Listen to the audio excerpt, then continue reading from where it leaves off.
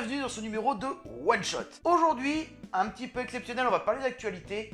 Nous allons parler d'Astérix et le papyrus de César. Pour mettre les choses à leur place, ça fait quand même maintenant le deuxième numéro où le passage de relais a été fait, avec cette fois Jean-Yves Ferry et Didier Conrad à la place de Uderzo et Goscinny. Pour résumer un peu vite fait, nous avons là notre cher vieux Jules des familles qui a décidé de mettre par écrit l'intégralité de la guerre des Gaules. L'intégralité? Oui, toute l'intégralité. Même les aventures des Gaulois figurent dans ce manuscrit de la guerre des Gaules. Mais il se trouve que tous les passages concernant nos irréductibles Gaulois est passé sous silence. Chose que Jules, à la base, était un petit peu contre. Mais bon, on n'est pas là pour juger. C'est bon, il est pas dans le coin? Bon, évidemment, par le plus grand des hasards, il se trouve que ce papyrus manquant finit dans les mains d'un Gaulois qui décide d'aller le mettre à l'abri le temps que les choses se tassent. Et où est-ce qu'on va lorsque les choses se tassent? Chez nos irréductibles Gaulois. Et qu'est-ce qu'il y a de neuf dans le village? Eh ben, pas grand-chose en fait. Nos irréductibles Gaulois sont très calmes et il semblerait que même César les ait un petit peu oubliés, voire laissés tranquilles. Après les discussions habituelles de « Qu'est-ce qu'on fait donc de ce papyrus ?» Notre cher Panoramix, Astérix et Obélix décident de partir à l'aventure dans la forêt des Carnutes pour aller voir un druide qui puisse consigner le papyrus dans son intégralité dans le but de le sauvegarder. Pourquoi pas? Bon, et qu'est-ce que je pense de cet album au final? Ben, en toute franchise, j'ai aimé. Ouais ma gueule, j'ai aimé. C'est un bon album d'Astérix.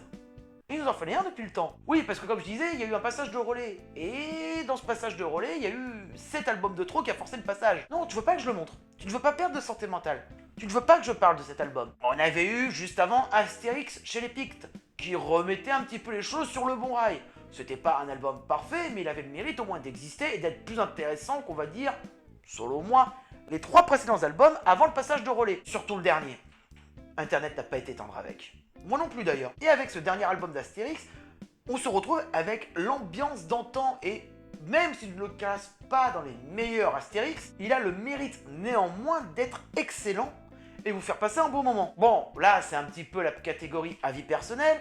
Je dois avouer, j'étais pas très chaud pour l'acheter et c'est au final quand j'ai commencé à feuilleter les premières pages que non, là j'ai été définitivement conquis, que ma réticence a été complètement vaincue et que j'ai décidé de me plonger à corps perdu dans le livre. Au final, à cet album, je lui reproche que très peu de choses. Sincèrement, ce serait pinailler et de la mauvaise foi pour les reproches mineurs que j'aurais à lui faire. En gros, une blague ou deux que j'ai un peu moins rigolé que les autres. Au final, de bonnes blagues, ça s'enchaîne bien, pas de lourdeur, pas de longueur. J'avais même peur de le finir trop vite, ce qui n'a pas été le cas. Néanmoins, je vais finir par rendre à César ce qui appartient à César, et donc je rendrai à Uderzo et Goscinny ce qui appartient à Uderzo et Goscinny. C'est la transmission de druide à druide qui a lieu de manière orale jusqu'à nos jours, jusqu'à deux personnes qui ressemblent très fortement à Uderzo et Goscinny. La boucle étant bouclée, l'hommage étant fait, j'ai trouvé ça magnifique. Bref, vous avez été déçus des 5 derniers albums d'Astérix? Vous trouvez qu'Astérix chez les Pictes c'était un peu du mais que finalement vous avez besoin de vous réconcilier avec l'univers d'Uderzo et Goscinny? Jetez-vous sur le papyrus de César. Il était temps qu'un bon album d'Astérix refasse surface et nous donne envie de rêver comme à notre enfance. Sur ce numéro de One Shot est fini, donc vous connaissez la manœuvre, vous partagez, vous me rejoignez sur Facebook et Twitter. N'hésitez pas à partager cette vidéo et à liker, blinder les pouces, ça fait plaisir. Sur ce, gardez toujours un livre à portée de main et rendez-vous au prochain numéro, amis lecteurs.